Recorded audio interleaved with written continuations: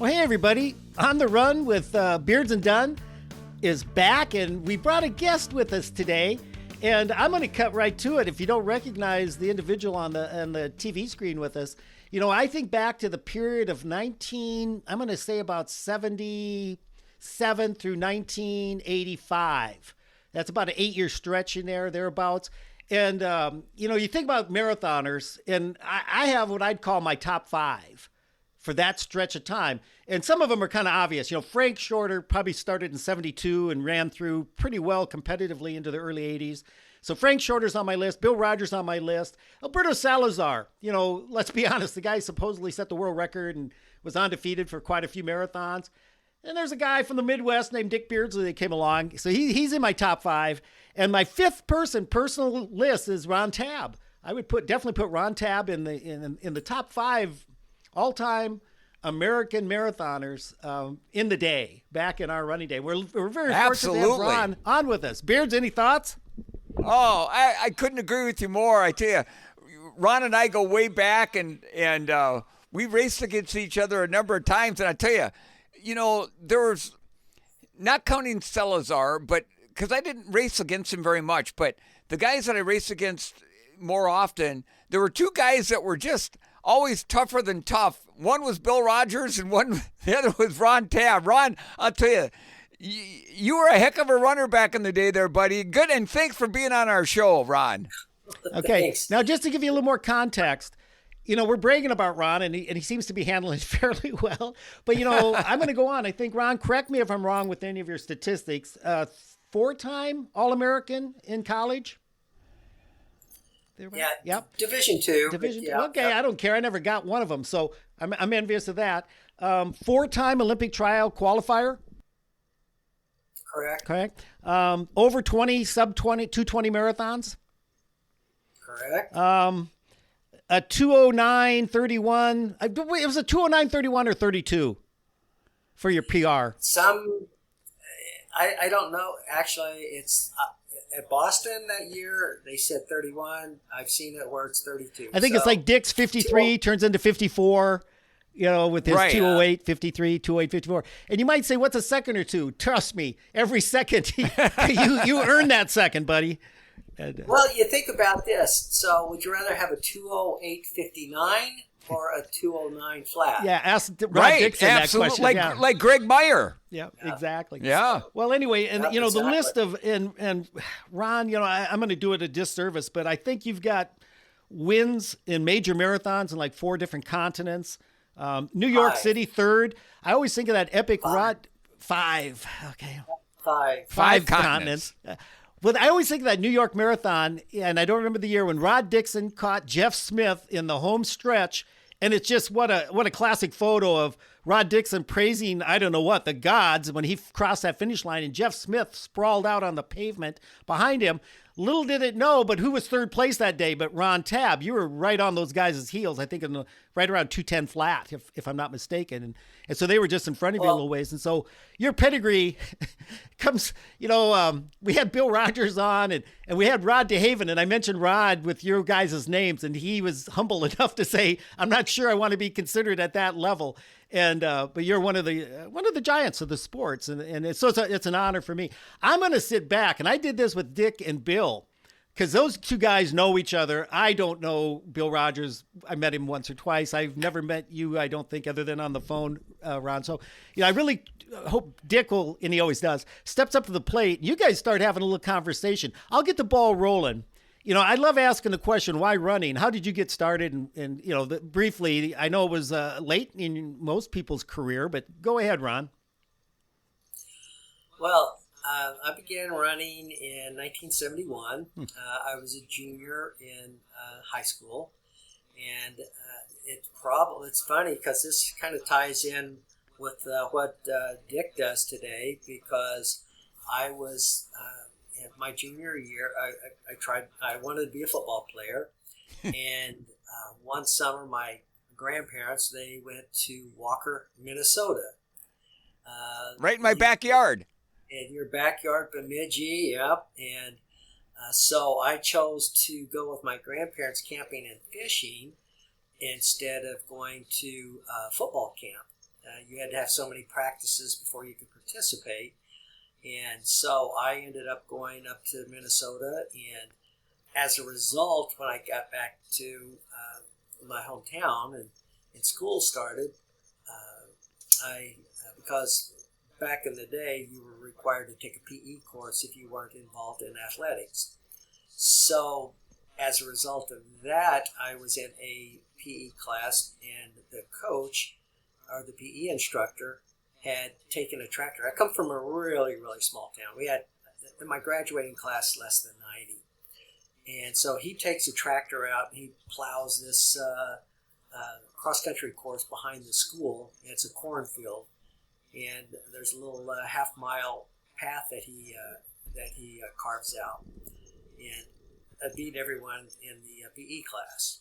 And we went on and did this for several days, several more times, and every day or every time we did this, I was a little bit faster. And so a couple of the guys that were on the track team came out to talk to me about possibly joining the track team in the spring. We didn't have a cross-country program. And I looked at track. I knew absolutely nothing about track.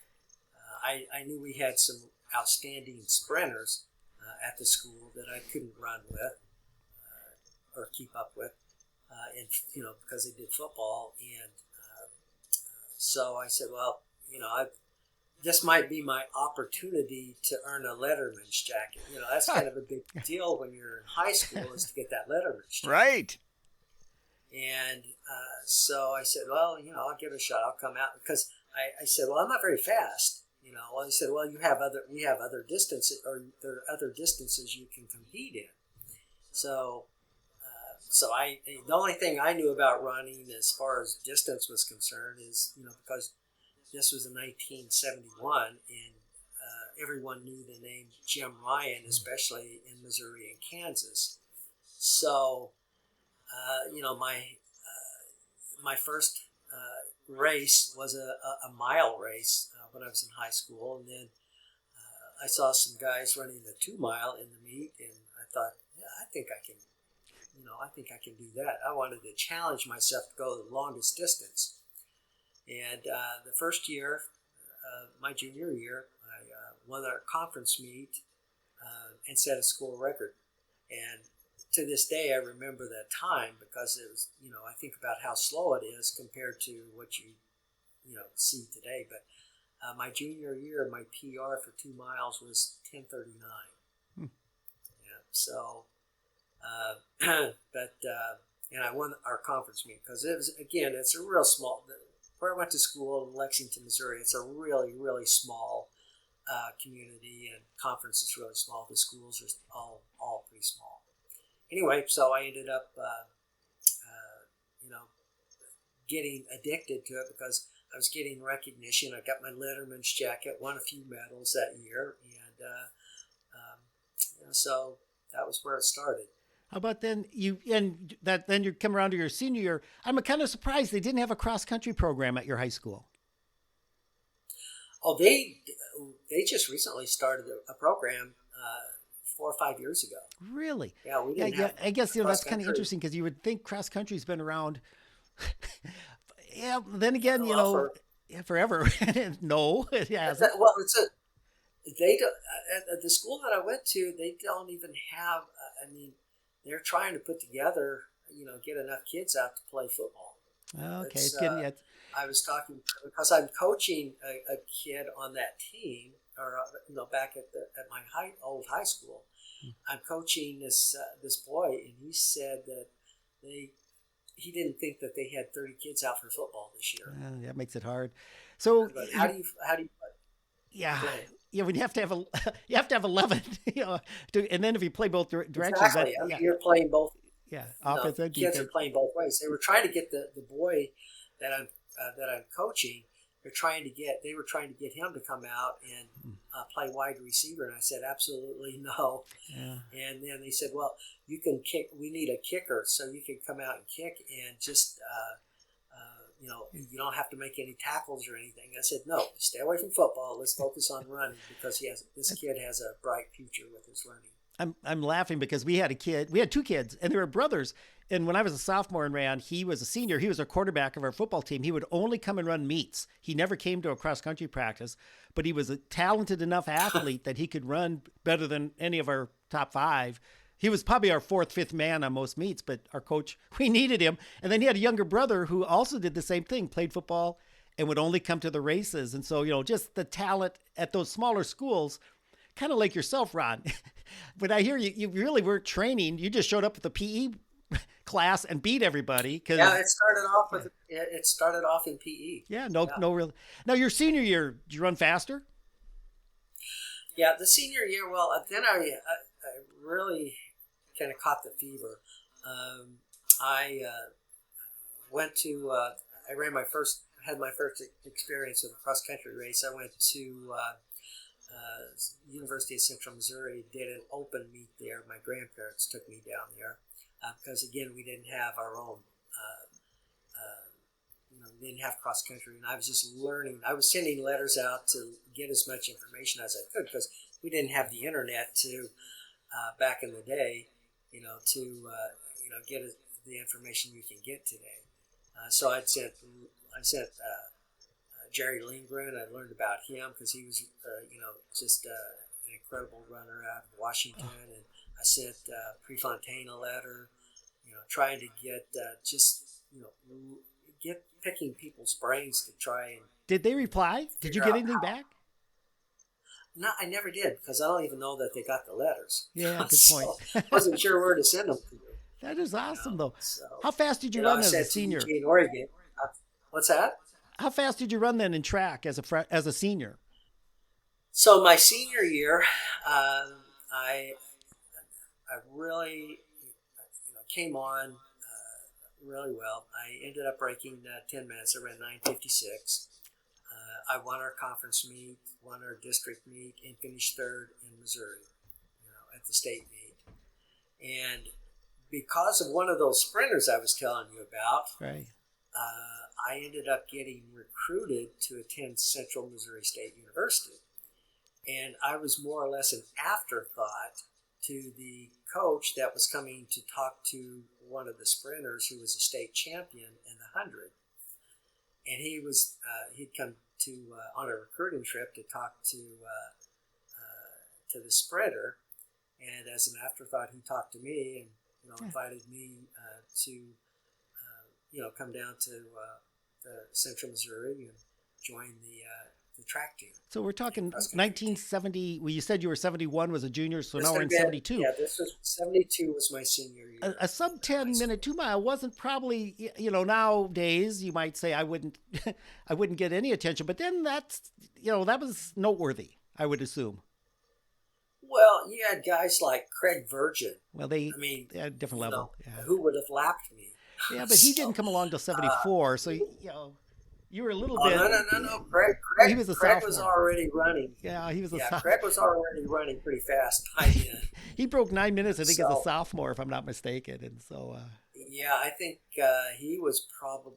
I don't know exactly what. Wait, I think Craig is a year younger than me. Yeah. Well, you went to Western Missouri, was it?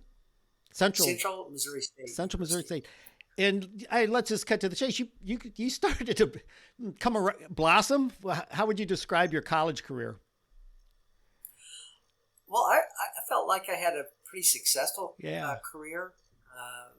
It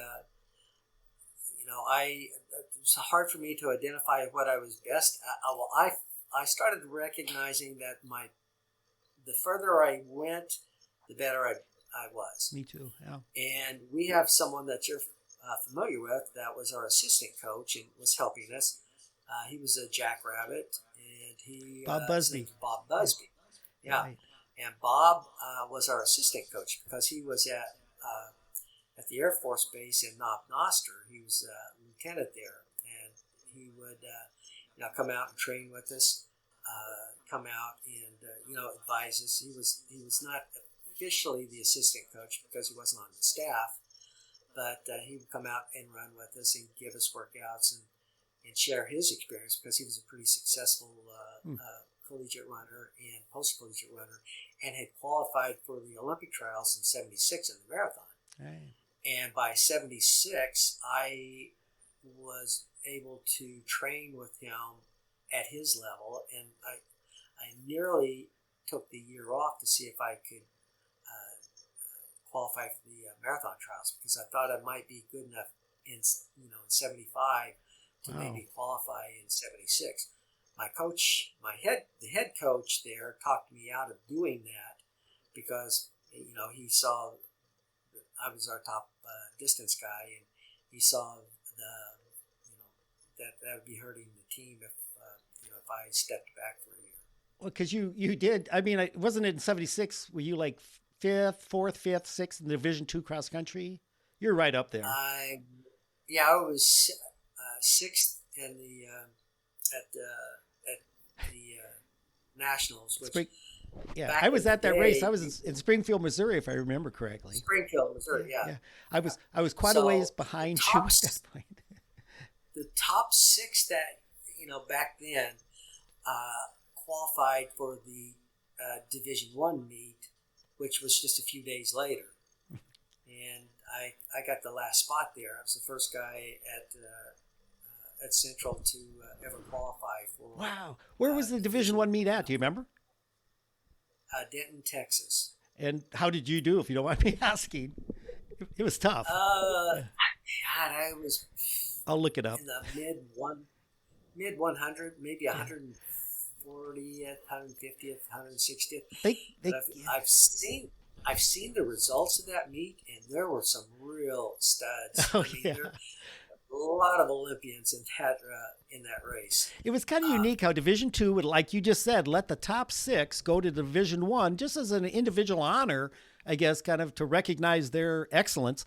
And they did away with it because one year, I think it was Cal Poly SLO, they had almost their entire team in the top six at Division II. And it was kind of like, hey, we can't let this Division II school send their team to our Division I nationals. They never foresaw that a school could possibly put 5 guys in the top 6 at a national meet. But well, anyway, so highlight of your college career. I want to get to the good stuff post college. Well, 2-time cross country, 2-time track All-American, but leaving the school, I had before I graduated, I had the record in the mile, the 3 mile, and the 10K, and I had all the cross country records, 3, 4, 5, and 6 miles. Can you share? Do you remember what the times were? I hope you do. Come on. I don't. Well, were you 4:10? I don't. In the mile, it was, I believe, 4:11. Okay. The 3 mile was 13:50, something in that range. Mm-hmm. And then the 6 mile was something in the low 30s, like I believe 30:06, possibly. Right. So nothing. Those weren't really. Certainly didn't represent what I would eventually do down the road. No, it did. It wasn't like a foreshadowing of, world championships teams, Boston Marathon runner-ups, that sort of thing. Beards, you're back. I don't know if we lost you there for a while. You kind of left me hanging here, bud. But Ron's a good conversationalist. He can hold up his end real well. And I'm no doubt about that. Anyway, we just kind of got through college. Now this is kind of Dick and I are roadies. Cross country was a great sport. I love cross country. Track, not so much. I know Dick even shared one of his least favorite workouts is going to the track to do intervals and stuff like that. So he'd rather be out on the roads, running in parks, woods, what have you. So then you graduate from college. What was your motivation? And I'm going to let Dick kind of pick it up after this. What got you, okay, I've graduated college. It's time to go out, quit running and start with my life. No. What was your thoughts at that point? Okay. So, we're different because I absolutely love the track. I hated cross country. I look at cross country. I looked at it then as a necessary evil to get ready for track. Okay. So I didn't. After college, I ran 2 cross-country races. I ran nationals because the Houston Harriers wanted me as a part of their team. I think that was in 78 or 79. And then I went back to my alma mater, and some guys, we put together a ragtag team. Actually, Mark Kerp, you guys are familiar with. Sure. Oh, know Mark very well. Yeah, Mark, Charlie Gray. I don't know if you know Charlie. Oh, yeah. No ovens. You bet. Yeah. So we put together a team and went up to the Iowa State Invitation. Good team. Yeah. Yeah, and we actually won the meet. So What a shocker. I believe it. we had a really good team. So, Huh. but yeah, so those were my only 2. I love being on the track, though. I mean, if I could have made a living running on the track, I would have. But So, Ron, maybe Mike brought this up, but when did you decide I'm going to give this marathon a We try? hadn't gone there yet. Yeah. actually, well, we sort of tipped or touched on that with the assistant coach that we had at Central Missouri. His name was Bob Busby. And Bob was a qualifier for the Olympic trials in 76. But he had been training with us and coaching us for the last, probably the first 2 or 3 years of my career at Warrensburg. He was writing the programs and training, and we were training with him. Sure. So, and Bob was, far and above, all of us at Warrensburg at the time. And, but by 75, I was able to keep up with him in most of our training runs. And in some cases, I was beating him in workouts. I remember we had a Sunday night workout where we did a 800 time trial. And, I ran 156 and he ran like 157. So, I mean, that's pretty cool when you beat your coach. Yeah. But I mean, it was only at 800. But we were doing 10, 12, 15-mile runs together. And I was always, or not always, but, there were some runs I was able to keep pace with him. So I began thinking, maybe I would, give up a track season and focus on trying to qualify for the Olympic trials in 76. But the head track coach, he wasn't too keen with the idea. Plus, I was on scholarship and I didn't want to lose my scholarship, so I bagged the idea. But then after graduating in 77, I called my buddy Charlie Gray, that you guys know, and I said, hey, Charlie, you know what? Let's see if we can't, focus the next couple of years. Let's room together, get an apartment together, train together, and see if we can't qualify for the 80 Olympic trials. And he was more of a steeplechaser, 5,000 guy, but kind of turned him into a marathon guy as well, because he ended up breaking 220 and qualifying for the 80 trials as well. But, I told Charlie, I said, we have our entire life, we're still, early 20s. We have our entire lives to work. But to qualify for the Olympic trials, something that we'll always look back on if we do it, because we hadn't done anything to really give us, I hadn't even run well. I was a 30-minute 10K guy. So had you run a marathon yet, Ron? We had done a couple in college after a cross-country season. Okay. But, we didn't train for it. We just went out and did it after cross-country, which is, I would never recommend doing that. That kind of was my route also. Yeah, it's just that was one of the things I didn't agree with Busby. I thought or Bob, I didn't think that was a smart thing to, especially now looking back. I definitely, as a former college coach, I never wanted my athletes to get involved in events like that. 5 and 10K or 10-mile road races, if they want to do it between cross country and track, that's fine. But I never had any of my athletes do a marathon after cross country season. So, Ron, do you remember what your first marathon, where it was, and your time for that first one? I do. The first time I did it was 3:19 at the Sunflower Marathon in Topeka, Kansas. I'm I'll be laughing because darned. I was there. I'm pretty sure I was Yeah. there, 1975 or Okay. 76. I did them both years. And I could maybe Okay, say I it's the only did- time I beat Ron Tabb. Yeah, you probably did. So the next year we did it again, Yeah. and I wanted to drop out so bad.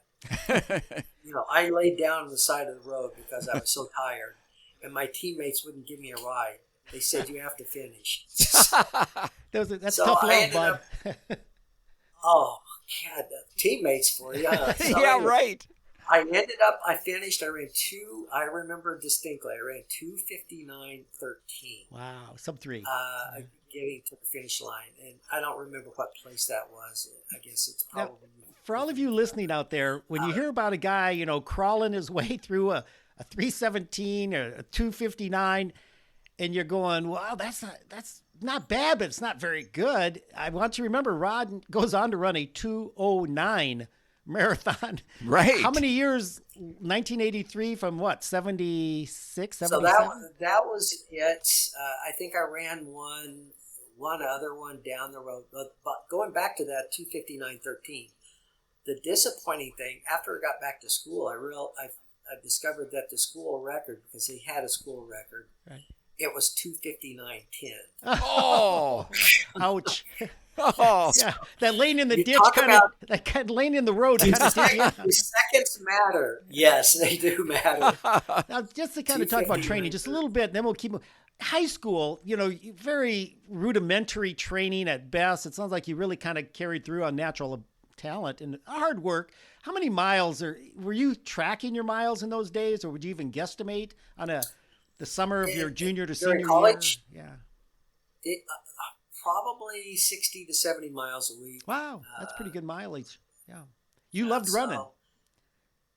Yeah, well, that was what we were doing, two-a-days at Okay. certain times of the year. I wasn't really aspiring to become a serious runner or a full-time runner in college. It was helping. I was on my first year, I wasn't really much. I had $100 for my first year of college, but that was also when it wasn't very expensive to go to Right. college. Right. But I was on the 5-year plan, because my freshman year I came down with injuries bad enough to where they ended up missing the entire year. So I was awarded a 5th year. So that was why I had. I was a little bit later. Charlie graduated when I came in as a freshman in '72. We had, going back to the college and looking at my time, we were talking about the 9:56 2-mile being my PR. Well, there were 11 guys, freshmen, that had come in with faster times than me. Yeah, so I kind of had to work my way up the ladder there. And by the time I came back, it was my sophomore year, but technically it was my freshman year, because I had been granted a hardship case and they had given an additional year. I hate to do this to Dick, because I know Dick's got a bunch of questions. I know we could probably do 3 or 4 podcasts with you, Ron, with your history and with the knowledge that you have. I want to break, and Dick, correct me. What was your breakthrough, Ron? When you got post-collegiate, you started training with a passion. It sounds like like you just said, I love your comment about you've got your whole life to work. You just graduated college. You're young, you're healthy. You've got the ability. I want to see where I can go with this. I think that's commendable, because a lot of people don't have the courage to do that. They want to take the financial. I need a job. I want to start making money and saving up for my retirement. And that's or something. when I started coaching Meb. That was one of the things I told him. Is because you have to make. There's some difficult decisions you have to make after you're done with school, and mine was I just said, I think I was a visionary, and I knew that I had a lot of years in front of me that I would be working, but I knew that the window of opportunity to try and qualify for the Olympic trials would close, and it would close soon if I didn't seize the opportunity at the time. So that was the reason I reached out to my buddy Charlie, and I said, Charlie, you know, I don't know how I picked Houston. Well, I picked Houston because Houston was, the job market was solid down there, and I had family there that we could stay with until we got, established. Mm-hmm.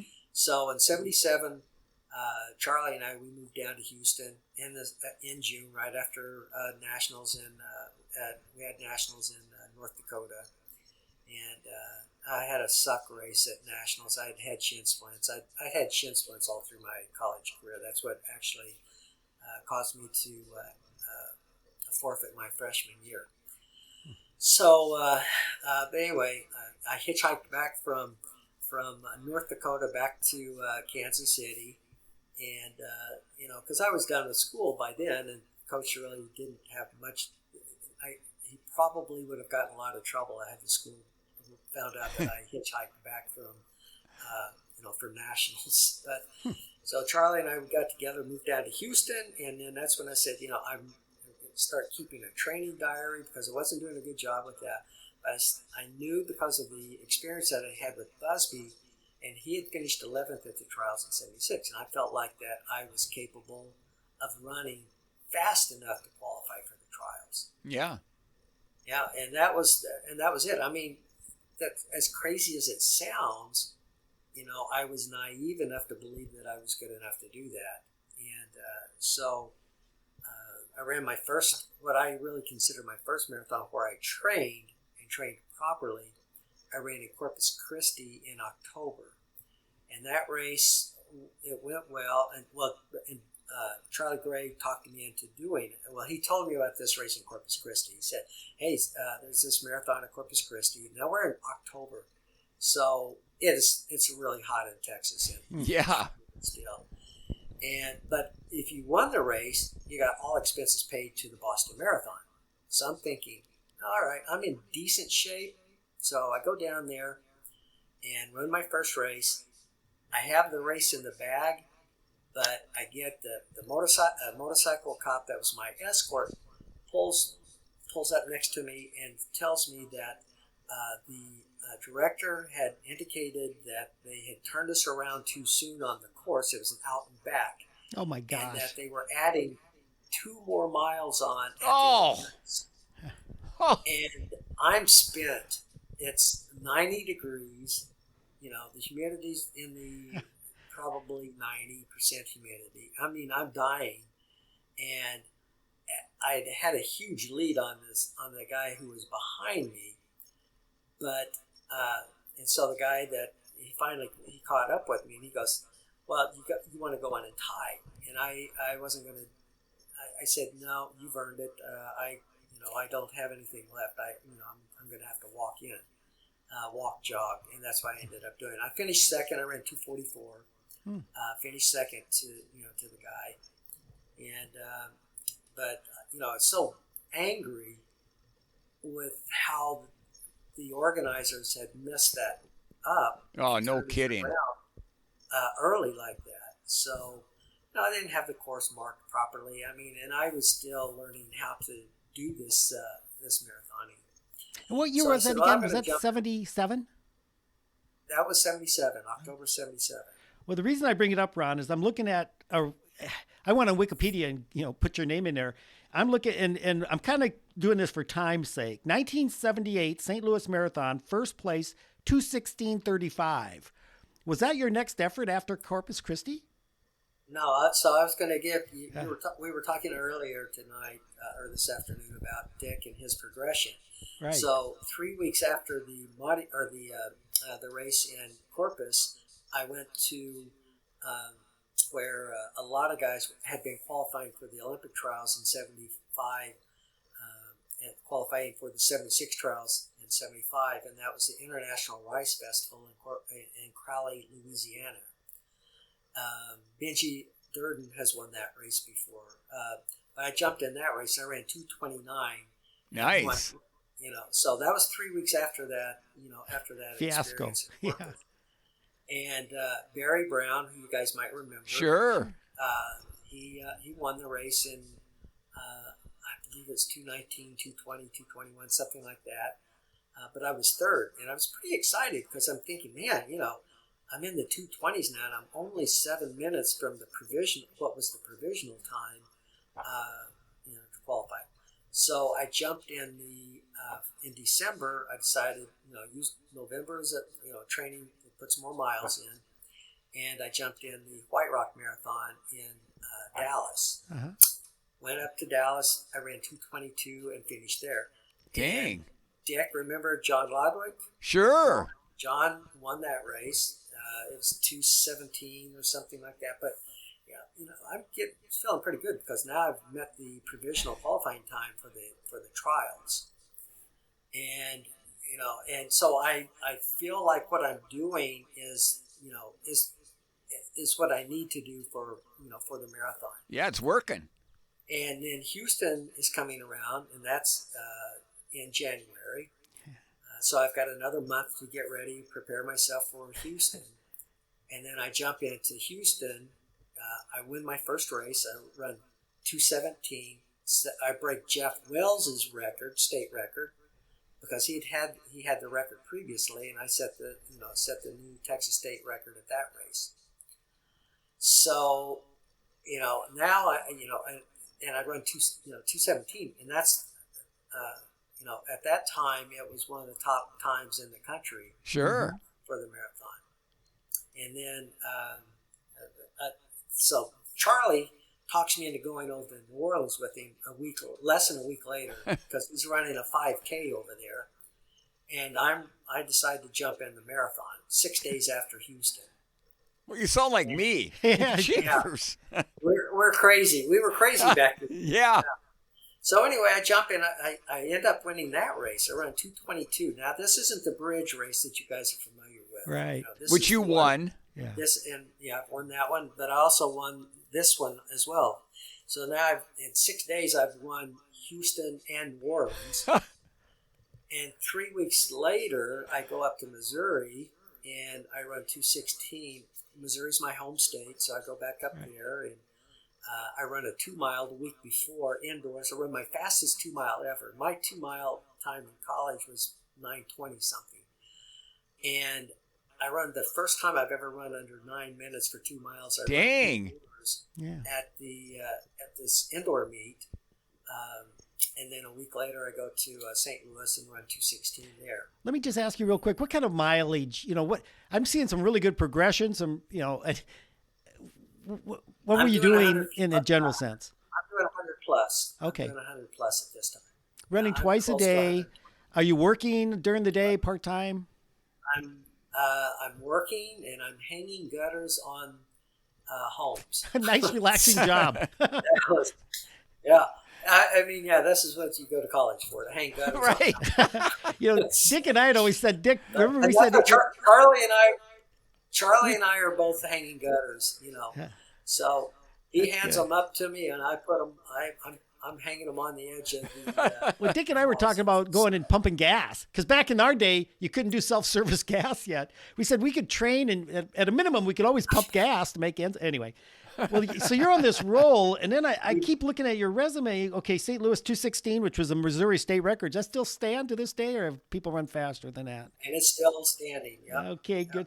Then I'm seeing 70. Of course, Honolulu, you got third there in 79. Montreal, 10th place, 2:17. Yeah, I've seen a whole bunch of 2:17s, 2:18s, 2:16s. Are you making any money from running yet? The first place where I actually had a payday Right. was New York in '79, and I was eighth. Eighth place, right? At New York, and I was talking to Benji. We were talking about what we were making in the early stages of our career, and it was a $1,500 payday at New York, and I get a phone call from from a reporter from the New York Times, because remember back then it was still Amateurs. we were quote unquote amateur. It was all under the table. Yeah, and it was under the table. So, Dick, where was your first payday? It was New York in 1980. I finished ninth and got $1,500. I got a check in the mail, and I thought, what the heck is this for? And Fred Lebo put a little note in there, and And that was a lot of money for me back then. Yeah, no kidding. It was. I mean, $1,500. That went a long ways back then. Darn right it did.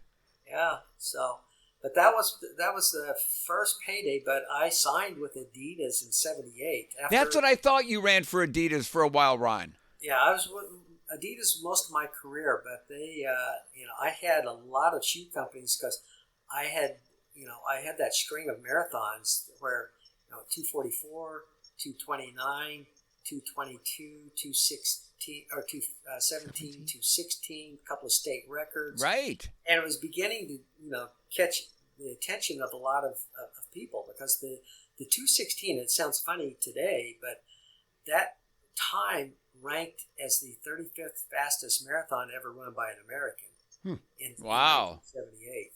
Yeah. So, So they wanted you. It caught it got people's attention. Well, I started my background is communications and public relations, so I began sending out letters to potential sponsors because I knew that what I was accomplishing by being on the front of magazines and in newspapers and so on and so forth, that it should merit some type of sponsorship. And ironically enough, I had done a report in college on Adidas. That was my shoe preference when I was in college.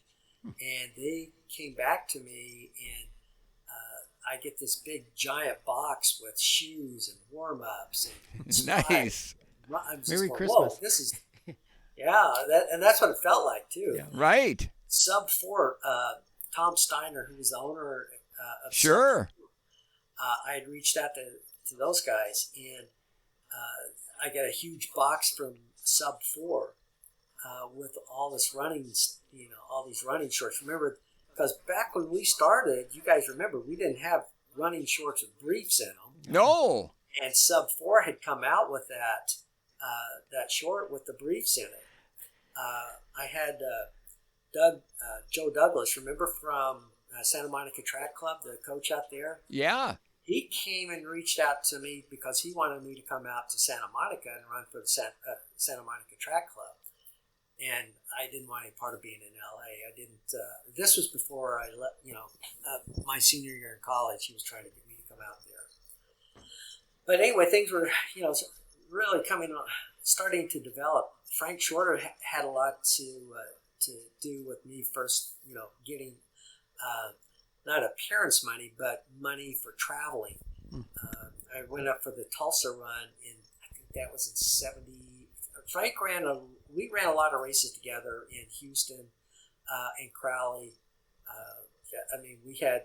He was very influential in my career early on, helping me with the ins and outs. I didn't know that. Yeah, helping me with the ins and outs of what to do, what to ask for, and how to get to places. So I became aware of the prize money and prizes as early as '78.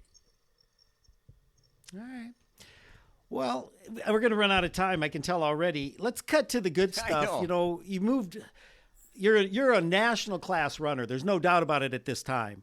Because like you just said, 215, 216, 217. You're a national class runner. To really go, then there's world class, and you can argue that what makes somebody a world class runner? Well, I guess running at a level where you're traveling to different countries, you're being invited, you're running times that put you on an Olympic level stage sort of thing. Which back in my day, I considered it like a 2:12, 2:11. Maybe you guys, when you were breaking through to those kind of times, it's all at once. The transition is this isn't just a really serious hobby, passionate hobby that I have. This now has kind of become a career, and it might have been a career even, as an amateur. But do you remember, Ron, when does that something come to mind where you said, that New York finishing third? That's an international field, 2:10 marathon. I'm a little bit different. This would be interesting to hear your opinion, but I felt like that breaking 220 was because you could win a lot of races around the world in under 220. Right. 216, 217. I never really had, I never envisioned myself as being a 209, 210, 211 marathon runner. It was just a process. It was an evolution. I didn't have the credentials that really could back up that. Oh well, yeah, I think I'm capable of running 209. I never thought that. It wasn't really a goal even. It was something that just, with hard work and putting the miles in, making the sacrifices that it takes to do that. What I guess, because you look at what the Olympic winning times were. I mean, Frank won 212 Munich in 72 with what, 212 10:30, I think. Oh yeah. Well, he I know ran one year was a 2:10:30 at 212. Montreal and got second. Yeah, 2:12:19, I think, something like that at Montreal. Yeah, Munich. I mean, Lopez won what in '84 with a 209. 209. 209, yeah. Yeah. I mean, so the world record. I mean, look at how close Dick was to the world record at the time. He ran 208.53 Right. at at Boston. I mean, that was. Yeah. I mean, just Within- a couple of steps off the world record at the within time. spitting distance, yeah. Yeah. But Well, it's and still, when did again, we're getting late. You went on to have, I guess, what I would, a marquee career. It's kind of your contracts with shoe companies, your prize money. You're able to do, I hate to say this, make a living, well. a comfortable, I hope, and kept that rolling. Injuries always are an issue for endurance athletes, and I'm sure you had your share. I remember at Houston in '81, you were there, and I was kind of thinking, and did you start that race? Did you start the race but not finish? Which one? 81 Houston. Dick got second behind Rogers. You know what I did, and I felt like if you feel like you're owed something, let me explain this a little bit. So, in 1980, I had a really, really good year because 79 I just finished. I had a good 79 as well, but so Houston Marathon was up and coming. I living there in Houston, I was bringing recognition to the city as a successful distance runner or a successful marathoner. So they decided, the race director there, David Hanna, he decides to bring in Chris Stewart from England. And Chris had been awarded or been given $5,000 appearance fee to show up for the race. Dang. Yeah.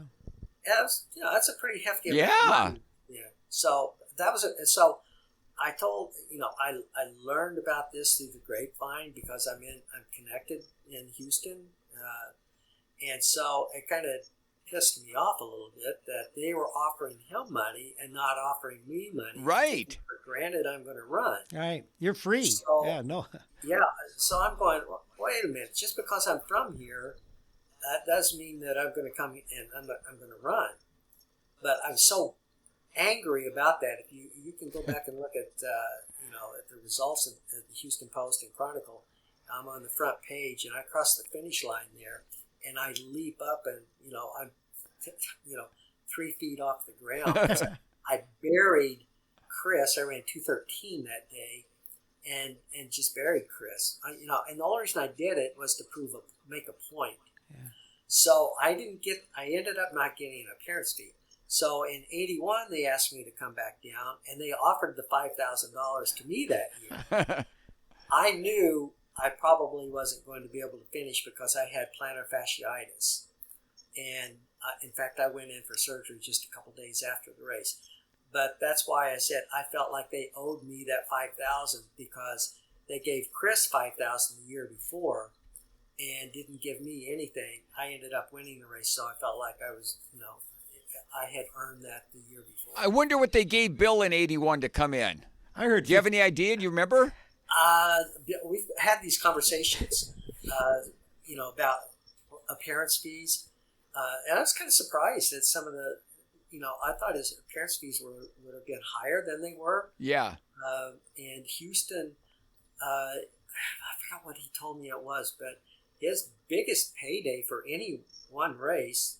I don't know if he wants me sharing this, so I guess we'll talk off of the record. I'll tell you. Well, I had heard, and I think it was Dick. Who was it? Mike Hairston. Who was it that was? Who was the black Mike? Yeah, you're right, Harrison. I remember when Dick finished second, and we were in this, and I'm going to brag, I got seventh, and we were in the VIP cool down area, and I remember this Mike, he was so excited for Dick, and he goes, Beards, he goes, if you would have beat, because Dick kind of had Bill on the ropes for a while, then Dick got a stitch, Bill had a stomach ache, had to go to the bathroom in the woods, blah, blah, blah, but Dick could have maybe beat Bill Rogers that day under just a little bit of different circumstances. And I remember this guy saying to Dick, Bill got $15,000 today to be here.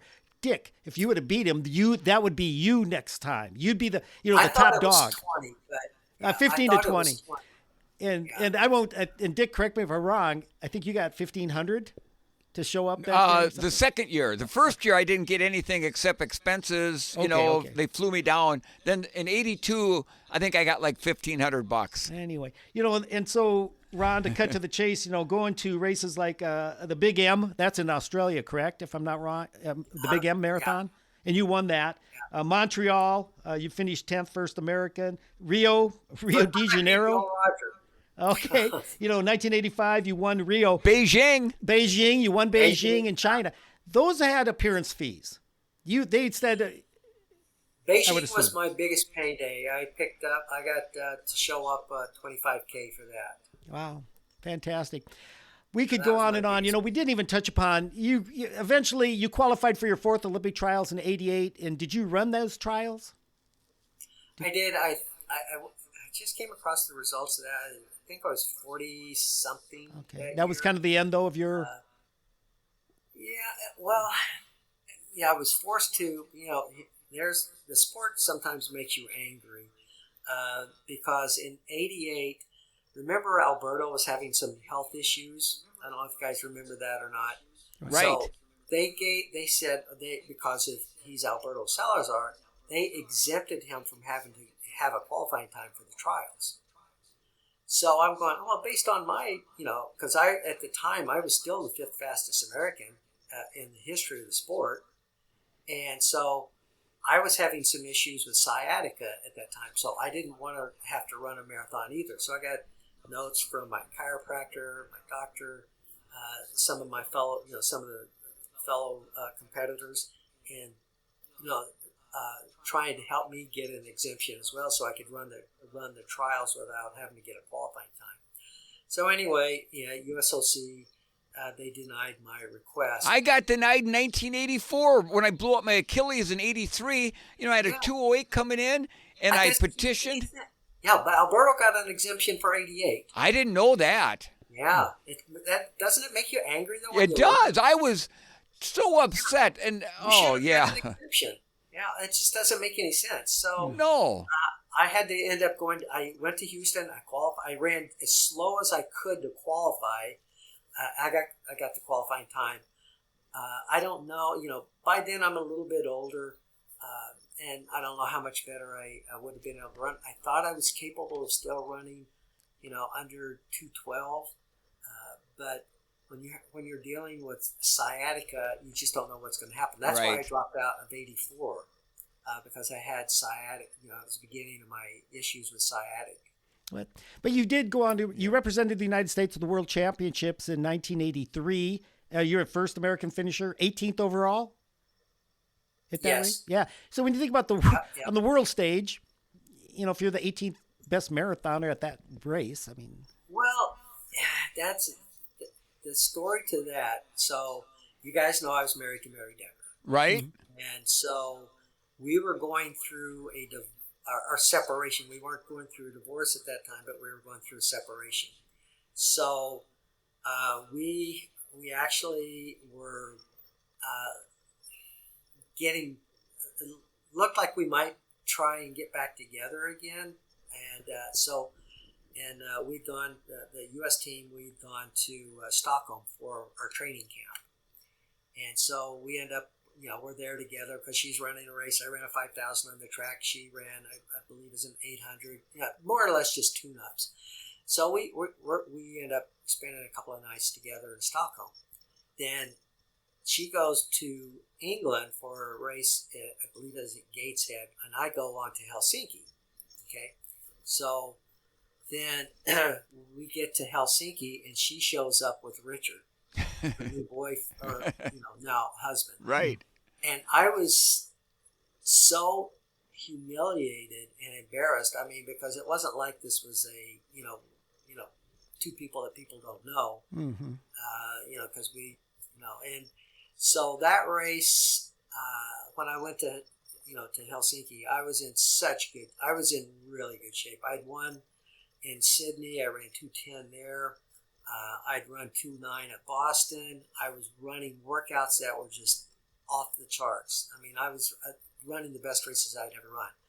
So I go out and I do something really stupid a couple of nights before. We had a day off before, it was a get together for all the athletes, and it was a day off, and I went out and got plowed. And, it's not exactly what I do before any race. So my excuse for running poorly was part of it. I just wasn't mentally into the race. So a few weeks later, I go to Beijing, and Eric Stahl, who was fourth at the World Championships, I beat him. Eric was second. Bill was actually there too, and I dropped Bill. Bill and I ran together. I dropped him, and then pulled away from the rest of the guys. Then I go to, because that was a good appearance fee race. Then New York, I go to New York and pop off another 2:10. So it shows you what kind of shape I was in. That course in Helsinki was such a fast. It was my kind of course because it's flatter than pancake, and I felt like I could have competed with Di Castella that day had I not done the stupid ass thing that I did. The couple days before. Well, I think we better kind of we're getting up close to an hour. Last thing, I think it's commendable, and we're gonna post running career coaching. You've kind of committed your life. It sounds like to me ever since you've always coached. It sounds like in one way. But Meb Kefleski, you were his high school coach. I coached Meb because we were living in San Diego. Wow. I was coaching college there, and I started working with him, when he was in high school, and I knew Meb before any of you guys. Before Meb was Meb. Yeah, and I was, and I knew that he could be an unbelievable runner. I told him in 92, 93, I'm trying to remember when he was a freshman, somewhere right in there. But I told him before he went to UCLA, I said, Meb, you have the potential. And I said, listen, potential is one thing, but realizing it is an entirely different matter. I said, you have the potential to become one of the greatest distance runners this country has ever seen. And I could tell because we trained together. I was still running at a pretty high level. Sure. And I knew that he had that talent to do something special. And I told him, I said, here's how I see how your career is going to go. In 2000, after you're done with college, you have a chance of making the team in the 5 or the 10,000. He actually ended up making it in both events. And then I said, in 2004, you're going to become a marathoner, and then you have a chance of potentially winning a medal in the marathon. I said, but you have to keep your note. Don't get involved with a fraternity when you're in school. Don't get locked in with a girlfriend.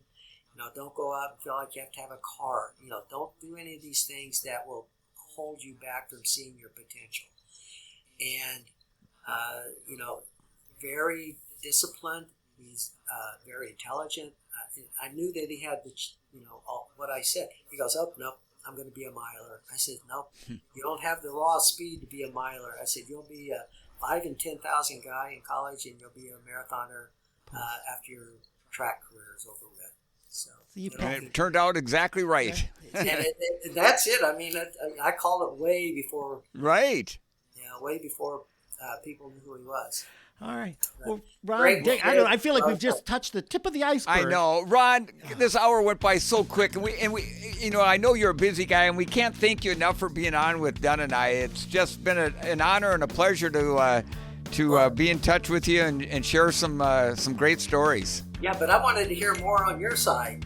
Well, we'll have to do it again sometime. Dick on your podcast. There we go. Oh, that's it. That's good. Yeah. Yes.